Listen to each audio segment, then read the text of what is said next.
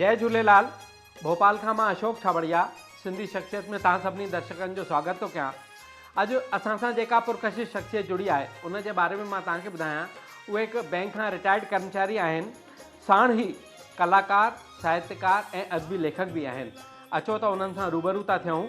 श्री केटी दादलाणी साहब, जय झूलेलाल। जय श्री झूलेलाल। भगवान झूलेलाल जे फुर्सत में हिकु पल आयो हूंदो, भगवान झूलेलाल जे फुर्सत में हिकु पल आयो हूंदो जॾहिं उन तव्हां जहिड़ो इंसानु ठाहियो हूंदो। अलाए कहिड़ी प्रार्थना मुंहिंजी क़बूल थी हूंदी जो उन्हनि तव्हांखे मूं सां मिलायो हूंदो। केटी दादलाणी साहब, सभिनी खां पहले मां तव्हांखां पुछंदुमि, तव्हां कहिड़ी बैंक में नौकिरी कंदा ऐं कहिड़े पद ते हुया? मां स्टेट बैंक ऑफ इंडिया में नौकरी कंदो हुउसि जी। और मूंखे एजुकेशन लॻो हुउसि। अच्छा। तंहिं पोइ धीरे धीरे प्रमोशन थींदो रहियो। जी। हिकु ॿ टे चारि प्रमोशन थिया मुंहिंजा। अच्छा। और मां चीफ मैनेजर जे पद तां रिटायर थियुसि। अरे वेरी गुड, ॾाढो बढ़िया। जी। 2010 में रिटायर थियो तव्हां? सेप्टेम्बर महीने में रिटायर थियुसि। जी जी जी। तंहिंखां पोइ साहित्य में जुड़ी वियुसि। जी। तव्हांजो इहो साहित्य ॾांहुं रुझान कॾहिं खां थियो, इहो मां पुछणु चाहींदुमि। हा, इहा ॾाढी इंट्रस्टिंग ॻाल्हि अथव। हा। असांजे खेलदा बेगवानी साहब फानी जी वॾा आर्टिस्ट हुआ, ॾाढा वॾा साहित्यकार हुआ। साहित्यकार हुआ जी। त उन्हनि हिकिड़ो वर्कशॉप रखायो नागपुर में। अच्छा। सिंधी शाइरीअ जो। जी। त उन टाइम में मां शाइरी कंदो कोन हुउसि। जी। मूंसां गॾु मुंहिंजा दोस्त नारी लछवाणी, परसो नाथाणी ऐं मां, टे ॼणा। अच्छा। भोपाल मां बेगवानी साहब चयो असां मूंसां गॾु हलो। जी। असां शायदि ॼाणो ई कोन। हा। परसो नाथाणी शाइरी कंदो रहंदो हो। भई असां नाकाम। त इन साहित्य में तव्हांजा गुरु खियलदास बेगवाणी साहब रहिया? फानी साहब। फानी साहब रहिया। ऐं तव्हां इहो साहित्य कॾहिं खां, मतिलबु बैंक जो कमु त हिकिड़ो अलॻि ई आहे, तव्हां साहित्य में कॾहिं खां रुचि रखी हिन में? इहे लिखंदो रहंदो मां। मूंखे ख़बर आहे ॾाढा पुराणा 1983 जे आसपास तव्हां। हा, 1983 ॻाल्हि आहे न, 1983 जी जी जी। त नागपुर में वर्कशॉप थियो हो। अच्छा। उते सभिनी सेखारींदा रहिया, असां इहे सिखंदा रहियासीं। जी। चई हाणे तव्हांखे हिकिड़ी कविता लिखी करे ऐं शाम जो मुशाइरो करिणो आहे। अच्छा। पब्लिक जे साम्हूं। अच्छा। असां ॾुखी ॻाल्हि में हाणे त कॾहिं लिखी कोन्हे कविता, छा लिखंदासीं? जी जी जी। पब्लिक खे साम्हूं कीअं पढ़ंदासीं? जी जी। लिखणु वेठासीं त मां उतां शुरूआत थी। अच्छा, उतां तव्हांजी इहा नई शुरूआत थी? हा, पहिरीं कविता जेका मां लिखी। जी। उहा तव्हांखे ॿुधायां? हा, ॿुधायो न, बिल्कुलु ॿुधायो। मां जॾहिं अर्जन शाह साहब खे ॿुधाई, हिकिड़ी गाइड हुआ अर्जन शाह जी, खेलदा बेगवानी साहब जी, आनंद खेमाणी साहब, हारून सदारंगाणी, खादिम। अच्छा। वॾा वॾा साहित्यकार हुआ, असांजा डायरेक्टर हुआ। हा, तव्हां उहा पहिरीं कविता ॿुधायो न जेका तव्हां लिखी? हा, मां उते लिखी कविता ॿुधाई, पहिरीं हुनखे ॿुधाई, डायरेक्टर खे ॿुधाई। जी जी। त अर्जन शाह चयो तुंहिंजी पहिरीं कविता आहे? हा। ग़लती थी वई आहे। हा। सवाल ई कोन थो थिए पहिरीं कविता वॼे या? हा। मौजूद जेके शाइर हूंदा आहिनि उहे लिखंदा आहिनि अहिड़ी कविता। अच्छा। मां चयो सदा चओ साईं। हा। इहा उहा कविता ॿुधायो तव्हांखे? हा जी, ॿुधायो। अॼु ख़ुशी बि ग़म जो रेगिस्तान बणी तोखां सवाइ। अच्छा। अॼु ख़ुशी बि ग़म जो रेगिस्तान बणी तोखां सवाइ, मुंहिंजा दिलबर दिलि दुखे थी अॼु घणी तोखां सवाइ। मुंहिंजा दिलबर दिलि दुखे थी अॼु घणी तोखां सवाइ, यादि तुंहिंजी आहे मुंहिंजी ज़िंदगीअ जी हमसफ़र। यादि तुंहिंजी आहे मुंहिंजी ज़िंदगीअ जी हमसफ़र, तूं ई चओ केॾां वञा इहा दिलि खणी तोखां सवाइ। मूंखे भई तव्हांजी पहिरीं कविता में ई एतिरी शानदार शब्दनि जो जोड़ कयो वियो आहे कि मतिलबु लॻे ई नथी कि वाकई हुननि त ई चयो। मां बि काफ़ी कविताऊं ॿुधियूं पर मूंखे बि इअं लॻे थो इहा पहिरीं कविता न हूंदी तव्हांजी। तव्हां मन में कॾहिं यादि कंदा हूंदा तॾहिं इहा पहिरीं कविता ठही हूंदी तव्हांजी। अच्छा, बेगवानी साहब जेको आहे सिंधी शाइर, मशहूरु शाइर हो न। जी। हिकिड़ो नालो शाह साहब। शाह साहब न, उन खां पोइ हिकिड़ो ॿियो शाइर हो जेको गुरु रही चुको आहे। अच्छा। शेख अयाज़। शेख जी, शेख अयाज़ जो गुरु रही चुका फानी साहब। अच्छा। ऐं मुंहिंजो गुरु फानी साहब। अच्छा। ॾाढी वॾी ॻाल्हि आहे इहा। खियलदास बेगवाणी साहब त भारत ऐं पड़ोसी मुल्क में ॿिन्ही में ई वॾा साहित्यकार मञिया वेंदा आहिनि। बिल्कुलु। मां तव्हांखे हिकिड़ी ॻाल्हि पुछंदुमि, तव्हां किताबूं बि काफ़ी लिखियूं, सिंधी में ई किताबूं लिखियूं तव्हां, इहे देवनागरी में, है न? त लॻभॻि घणियूं किताबूं तव्हां लिखियूं? मां छह लिखियूं आहिनि। अच्छा। ऐं प्रकाशित थी चुकियूं आहिनि। अच्छा ऐं पहिरें किताब ते मूंखे मध्य प्रदेश सिंधी साहित्य अकादमी जी तरफ़ां इनाम मिलियो, अच्छा, उन में तव्हांखे कहिड़ी किताब ते इनाम मिलियो? चकर 84 जो। अच्छा, उन ते सिंधी साहित्य मध्य प्रदेश सिंधी साहित्य अकादमी तव्हांखे पुरस्कृत हा, कयो। पुरस्कृत। तव्हांखे किताबूं हुजनि त ॾेखारो न असांखे, कहिड़ियूं किताबूं तव्हां जेके लिखियूं आहिनि? हा, मुंहिंजूं किताब लिखियल आहिनि, हीअ ॾिसो, हा इहो ॿारियूं अखड़ियूं, अच्छा हिन किताब ते इनाम मिली चुको आहे। अच्छा, इन ते बि इनाम मिली चुको आहे। NCPCL जी तरफ़ां, नई दिल्ली जी अच्छा, तरफ़ां। ऐं ॿियूं बि किताबूं तव्हां वटि रखियल आहिनि? ऐं ॿी पूर पटे विया, अच्छा पूर पटे विया, जी। इन किताब ते इनाम मिलियो आहे। अच्छा। मध्य प्रदेश सिंधी साहित्य अकादमी जी तरफ़ां 1 लख अच्छा, रुपया, अच्छा। हिन किताब ते 1 लख रुपया। जी जी जी ऐं ॿी किताब किन खे सूर किन खे पूर, अच्छा हे मां हींअर लिखियो हुयो अञा। अच्छा, हे तव्हांजो लेटेस्ट किताब लेटेस्ट किताब जी। अच्छा अच्छा ऐं हिकिड़ो हिंदी किताब बि लिखियो आहे, जी जी जी जी टीका अंचल। अच्छा, हे 4 किताब।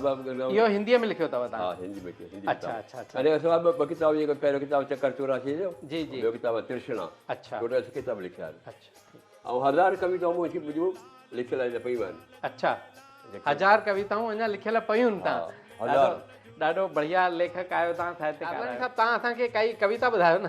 चई थो कयां, जी आशिकी जी कविता आहे, आशिकी जी कविता। जी दिल भर नज़र जा तीर,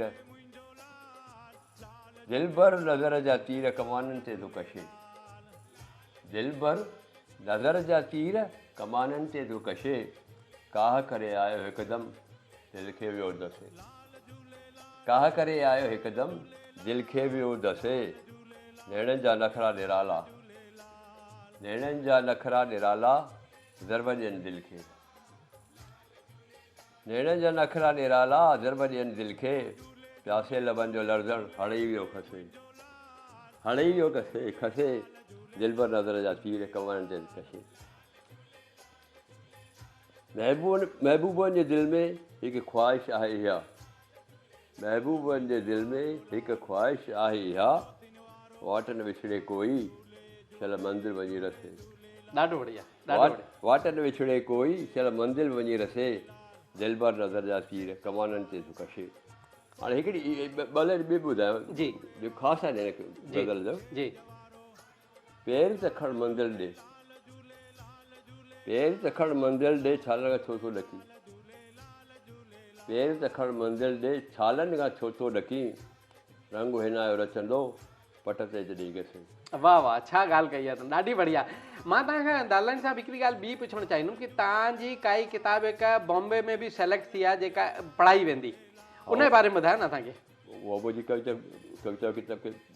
किताब आहे पूर पटे विया। जी जी जी उहो MA में पढ़ायो वेंदो, अच्छा 2023 खां 2024 ताईं। जी जी जी अॻिते पढ़ायो वेंदो। जी जी जी जी उहो किताब मूंखे जॾहिं ख़बर पई त उहो अप्रूव थी वियो आहे, मूंखे ॾाढी ख़ुशी थी। अच्छा अच्छा, त मुंहिंजो किताब MA जी डिग्री में पढ़ायो न वेंदो। न, ये ॾाढी सुठी ॻाल्हि ॿुधाई तव्हां, ये ॾाढी वॾी उपलब्धि आहे असांजे सिंधी समाज जे लाइ। मूंखे चइजो जैकमाबादी, न मूंखे चइजो जैकमाबादी, न मूंखे चइजो शिकारपुरी, न मूंखे चइजो साखरू या साहिती, न खानपुरी न बिलोची, पहिरियों मां सिंधी आहियां ऐं झूलण जो सेवक आहियां। वाह वाह। दालानी साहब, मां तव्हांखां इहो पुछणु चाहींदुमि कि तव्हां लॻभॻि 1000 गीत लिखिया आहिनि, ठीकु आहे न, ऐं तव्हांजा 20 गीत रिकॉर्ड बि थी चुका आहिनि, त उन जे बारे में ॿुधायो न असांखे कि उहे तव्हांजा रिकॉर्ड कयल गीत केरु थो ॻाए पियो ऐं किथे था हलनि इहे?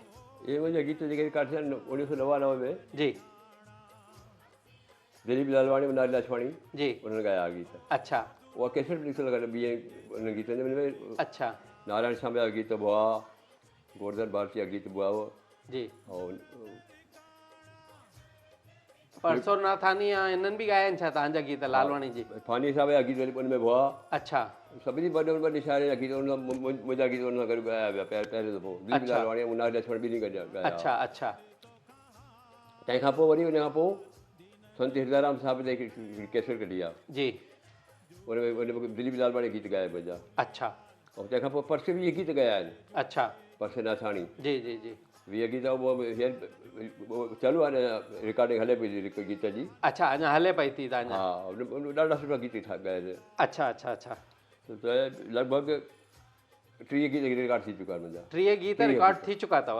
अच्छा, अंडर प्रोसेस बि आहिनि गीत तव्हांजा? ऐं 24 गीत हिंदी में रिकॉर्डिंग थी चुकी आहे। अच्छा, ॾाढी सुठी ॻाल्हि ॿुधाई। YouTube असांखे इहे किथे ॿुधण लाइ मिलंदा? यूट्यूब ते? यूट्यूब ते। कंहिंजी सूरत बदिलजी वई आहे, कंहिंजी सूरत बदिलजी वई आहे, कंहिंजी नियत बदिलजी वई आहे। जॾहिं खां झूलण साईं मुंहिंजो हथु पकड़ियो आहे तॾहिं खां मुंहिंजी क़िस्मत मटिजी वई आहे। वाह साईं वाह।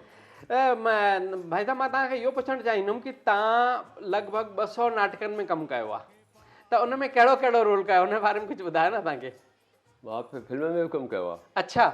पहिरीं फिल्म 1986 में ठही, हलंदा हलो।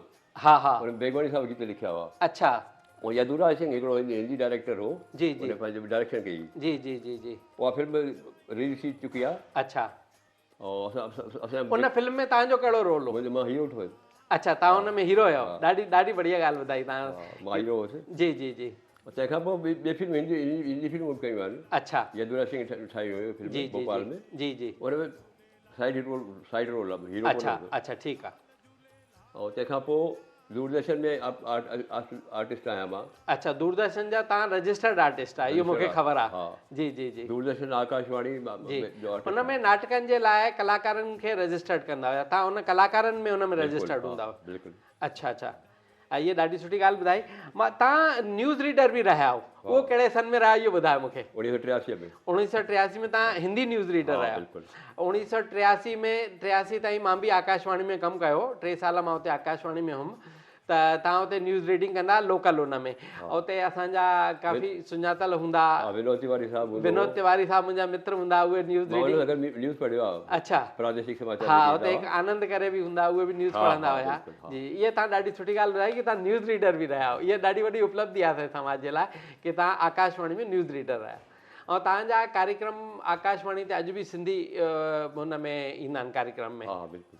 किताबूं पाण त चुप रहंदियूं आहिनि, किताबूं पाण त चुप रहंदियूं आहिनि, पर सभिनी खे ॻाल्हाइण ज़रूरु सेखारे छॾींदियूं आहिनि। इहे किताबुनि जी विशेषता आहे, जेको माण्हू हिनखे सम्झी सघे।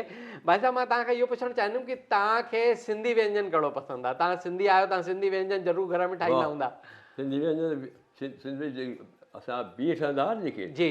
असांजी मदर जेका ठाहींदी बीह ॾाढा सुठा ठाहींदी। अच्छा। बीह ठाहींदी। तव्हांजी मदर जो नालो ॿुधायो मूंखे। कौशल्या देवी। अच्छा जी। उहा बीह जी भाॼी ठाहींदी त मां हथ चटींदो हुउसि बिल्कुलु। अच्छा अच्छा। मूंखे बीह ॾाढा वणंदा आहिनि। हा, असांजे समाज में सिंधियुनि में बिहनि जी भाॼी ऐं पकोड़ा बिहनि जा, इहे त ॾाढी ख़ासि अथव। गज़ब। जी जी जी। ऐं दाल पकवान। जी। मिठाईअ में हिकिड़ी टिकी ठहंदी हिकिड़ी। अच्छा। हुन माए जी टिकी ठहंदी। अच्छा। साधारण टिकी न, माए जी टिकी ठहंदी, उहा ॾाढी वणंदी मूंखे, ॾाढी। अच्छा। लिकी लिकी खाईंदो मां चोराए करे।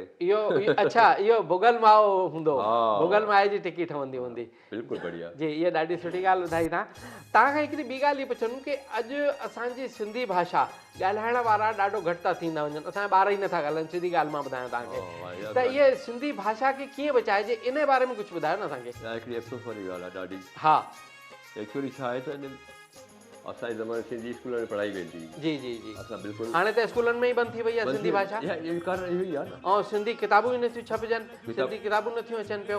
पर हाणे हिकिड़ी उपलब्धि ज़रूरु थी आहे कि भॻवान झूलेलाल खे यूपी जे अंदरि हिंदी किताब में पढ़ाइण जो हिकु चैप्टर उन्हनि विधो आहे। हुन में उहो हिंदी किताब में आयो हूंदो, हिंदी में लिखियलु हूंदो न। हा हा, हिंदी में पढ़ंदा न। हा, हिंदी में।